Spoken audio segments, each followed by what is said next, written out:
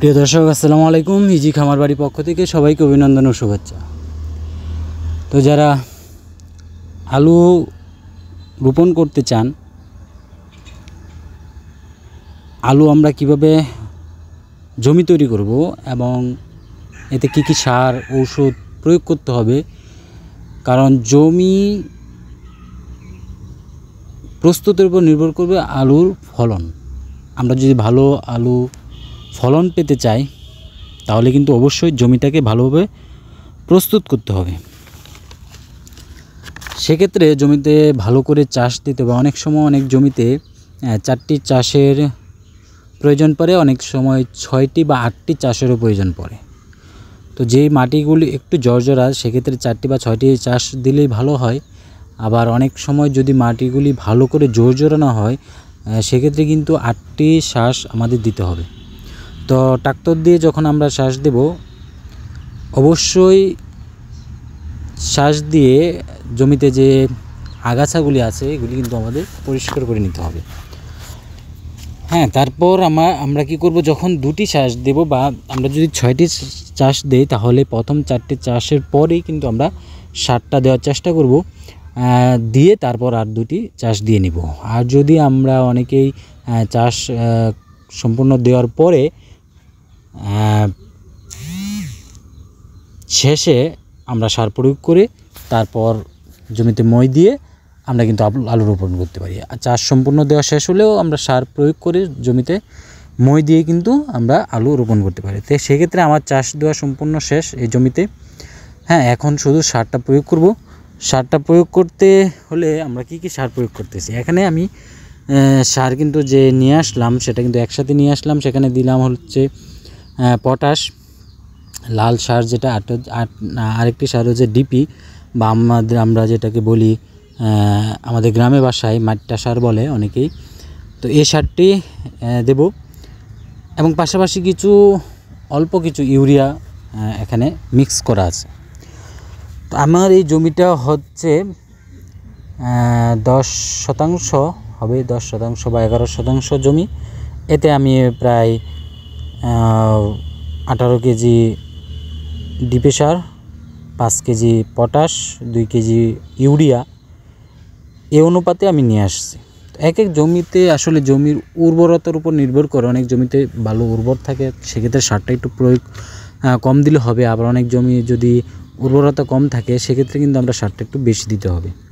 পাশাপাশি যদি আমরা গোবর জৈব সারও দিতে পারি সেটা আরও বেশি উত্তম। তো এই সারগুলি মিক্স করে এখানে কিছু ঔষধ দিতে হবে। তো প্রথমে সারটা মিক্স করে নিচ্ছি। আর আলু চাষ করতে হলে অবশ্যই এই প্রস্তুতি নেওয়া প্রয়োজন। যদি আমরা এই প্রস্তুতি না নেই তাহলে কিন্তু দেখা গেছে আমাদের যে কাঙ্ক্ষিত ফসল, আমরা যে পরিমাণ বেনিফিট আশা করি সেটা কিন্তু হবে না। তো প্রথমেই আমি যে ইয়াটা দিচ্ছি সেটা হচ্ছে মিম বোরন। এই বোরন কিন্তু খুব ভালো কাজ করে। এটা 500 গ্রামের প্যাকেটে সিমপ্যাক্স যে কোম্পানি আছে এই কোম্পানিরটা দিচ্ছি। তো মিমপ্যাক্স কোম্পানির এই বোরন, এটা কিন্তু নতুন পাতা কুপিয়ে যাওয়া, এটা কিন্তু বোরনের অভাবে হয়। ফলে সঠিক বৃদ্ধি হয় না, কচি কাণ্ড সঠিকভাবে বড় হতে পারে না। তো এই ধরনের ক্ষেত্রে কিন্তু আমরা এই বোরনটা কিন্তু খুবই গুরুত্বপূর্ণ। তো আমাদের বোরনটা কী করব, এই যে সার, এই সারের সাথে আমি বোরনটা দিয়ে নিচ্ছি। তো বোরনটা আসলে দেওয়ার ফলে আমাদের যে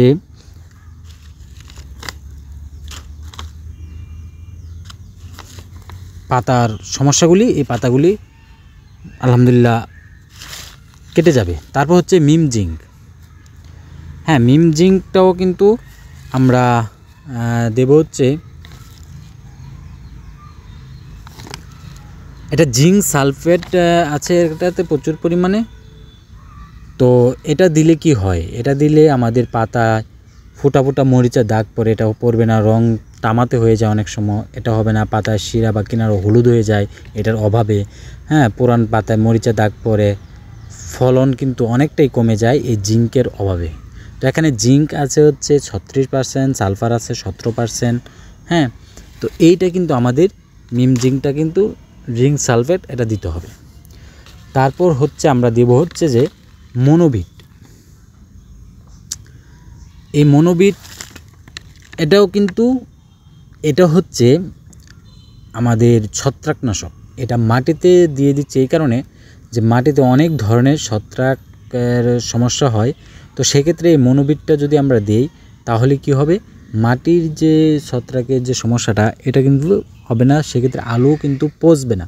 অনেক সময় আলু রোপণ করার ফলে পচে যায়, যার কারণে এই মনোবিটটা কিন্তু এই কাজটা করবে ছত্রাকনাশক। এই মনোবিটটাও কিন্তু আমরা এই সারের সাথে মিশিয়ে দিচ্ছি, কারণ এভাবে যদি আমরা না মিশিয়ে দিই তাহলে কিন্তু পুরো জমিতে কিন্তু দেওয়াটা কঠিন হয়ে যাবে এই মনোবিটটা। তো এই ক্ষেত্রে সারের সাথে দিলে কী হবে, পুরো জমিতেই আমাদের এই ছত্রাকনাশক যে ওষুধটা এটা কিন্তু দেখা যাচ্ছে মিশে যাবে মাটির সাথে, ফলে আমাদের আলু পচন রোধে কিন্তু কার্যকর ভূমিকা পালন করবে। আর এক্ষেত্রে কিন্তু এটা খুব ভালো কাজ করে এই মনোবিটটা। এটাও মিমপ্যাক্স যে কোম্পানি আছে এটা থেকে আমরা নিচ্ছি। তারপর দেব হচ্ছে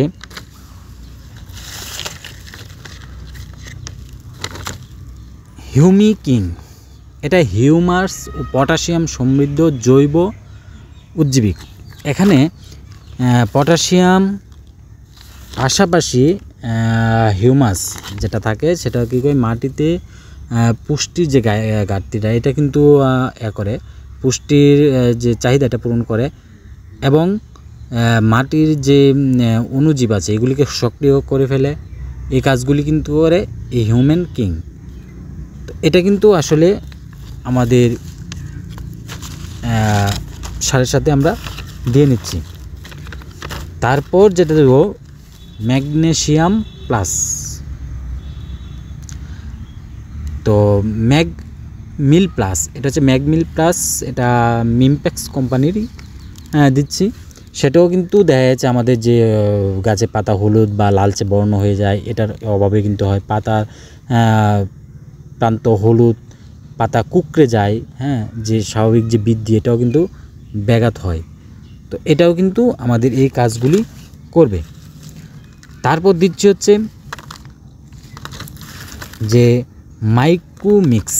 হ্যাঁ, এটাও কিন্তু বিভিন্ন ধরনের পুষ্টি সমৃদ্ধ এখানে আছে যে নাইট্রোজেন আছে, ফসফরাস আছে, পটাশিয়াম, সালফার, হ্যাঁ, সব কিছু উপাদানে সমৃদ্ধ এই মাইক্রোমিক্স। এটাও কিন্তু আমরা সারের সাথে মিক্স করে নিচ্ছি। ফলে কি হবে, আমাদের এই সারের সাথে এটা দেওয়ার ফলে আমাদের পুষ্টির যে চাহিদা এটা কিন্তু পূরণ হয়ে যাবে। এরপর যেহেতু হচ্ছে মিম পটাশ। হ্যাঁ, এই মিম পটাশ এটা কিন্তু আমাদের পটাশ এবং সালফার, পটাশ আছে 50%, সালফার আছে 17%। এটাও কিন্তু আমাদের এই মিম পটাশটা কিন্তু দিয়ে দিলাম।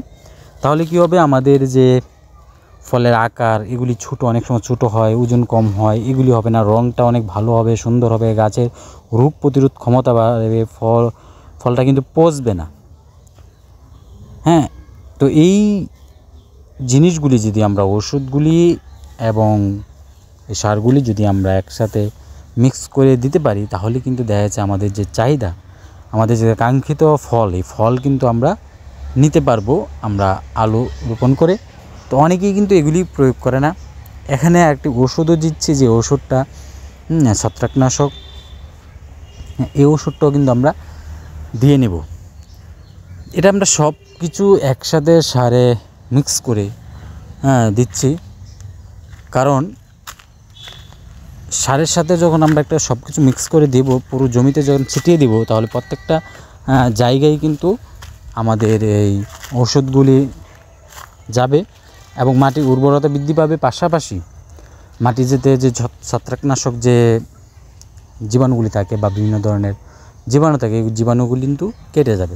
তো এইগুলি সব কিছু মিক্স করে আমরা দিচ্ছি হচ্ছে যে এটা যখন চাষ দেওয়ার পরে আমি আর চাষ দেব না, তো এখানে মাটিতে দিয়ে তারপর একটা মই দিব। মই দেওয়ার ফলে কী হবে, মাটি উলটপালট হবে, উলটপালট এবং মাটি সমান হবে, যার ফলে কিন্তু প্রত্যেকটা সার কিন্তু নিচে যাবে। আর অনেকেই চারটি চাষ যদি দেয় তাহলে দেখা যাচ্ছে 3 চাষ দেওয়ার পরেই কিন্তু এই সারগুলি দিয়ে আরেকটি চাষ দেয়।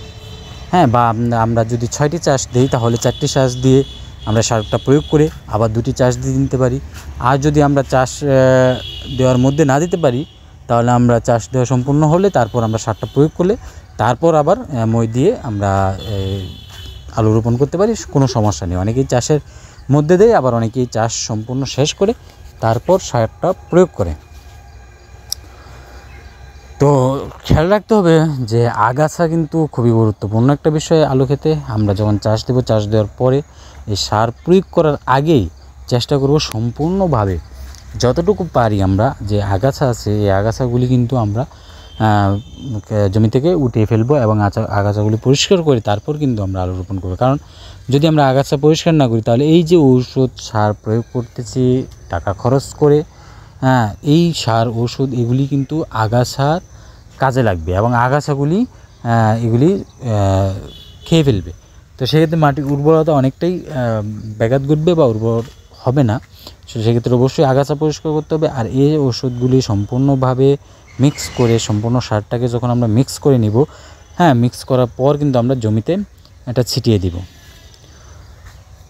তো ভিডিওর মধ্যে বলতেছি যারা এখনও এই চ্যানেলটি সাবস্ক্রাইব করেন নাই তারা অবশ্যই সাবস্ক্রাইব করে নেবেন এবং পাশে থেকে বেল আইকনটি বাজিয়ে দেবেন। কারণ কৃষি বিষয়ক যাবতীয় পরামর্শ এবং কৃষি বিষয়ক বিভিন্ন ধরনের ভিডিও কিন্তু এই চ্যানেলে আপলোড করা হয়। তো যারা এখনও সাবস্ক্রাইব করে নেয় তারা অবশ্যই সাবস্ক্রাইব করে নেবে এবং শেয়ার করে সবাইকে জানিয়ে দিতে পারেন। তো যাই হোক, এই সব উপাদানগুলি যখন আমরা ভালোভাবে মিক্স হয়ে যাবে তারপর কিন্তু আমরা এই সারগুলি আমরা জমিতে ছিটিয়ে দেব। এভাবেই আমাদের যে আলুর প্রাথমিক যে কাজটা সেটা হচ্ছে জমি প্রস্তুত, জমি মাটি প্রস্তুত, এই কাজটা কিন্তু আমরা প্রাথমিক যে কাজটা এটা কিন্তু আমরা এভাবে করব। এরপর হচ্ছে ধাপে ধাপে যে আলু আমরা রোপণ করব এবং আলু যখন গজাবে তারপর আমাদের মাটি আলু গোড়ায় মাটি দেওয়া এবং পাশাপাশি আলু গজানি কিছুদিন পর একটা সার খাবার দিতে হয়, সেটা দিতে হবে। তারপর হচ্ছে আমরা তখন আর কিন্তু এত সারের প্রয়োজন পড়বে না, তখন খাবার অল্প দিলেই হবে। এখন প্রথম যে মাটি প্রস্তুত এই সময় কিন্তু সারটা বেশি পরিমাণে দিতে হয় বা এই সময় খাবারটা পর্যাপ্ত পরিমাণে দিয়ে নিতে হয়। তাহলে কী হবে, পরে দা খাবার অল্প সার প্রয়োগেই কিন্তু আমাদের ভালো ফলন আসবে। তো এখান থেকে এখন আমি যে কাজটি করব সেটা হচ্ছে বলে নিয়ে তারপর আমার পুরো যে জমিটা এই জমিতে এটা ছিটিয়ে দিব। ফলে আমার যে জমি প্রস্তুতের যে কাজটা এই কাজটা কিন্তু হয়ে গেল। এখন এই জমিতে আমি যখন ছিটিয়ে দেওয়া হবে তারপর আমি এটাকে মই দিয়ে তারপর কিন্তু এখানে আলু রোপণ করব। এই আলু রোপণ করার ক্ষেত্রে কিন্তু বীজ নির্বাচন এটাও কিন্তু একটা খুব গুরুত্বপূর্ণ বিষয়। তো ভালো বীজ আমরা চেষ্টা করব সংগ্রহ করে রোপণ করতে। যদি ভালো বীজ আমরা রোপণ করতে পারি তাহলে ভালো ফলনের কিন্তু আশা আমরা করতে পারি। তো বীজ আমরা অবশ্যই ভালো বীজ সংগ্রহ করব এবং ভালো বীজ সংগ্রহ করে কিন্তু আমরা এই জমিতে রোপণ করব, তাহলে কিন্তু একটা ভালো ফলন আশা করা যায়। তো যাই হোক, ধন্যবাদ সবাইকে। সবাই ভালো থাকবেন, সুস্থ থাকবেন। ইনশাল্লাহ দেখা হবে নেক্সট ভিডিওতে। সে পর্যন্ত সবাই ভালো থাকবেন। আল্লাহ হাফেজ। সবাইকে অসংখ্য ধন্যবাদ।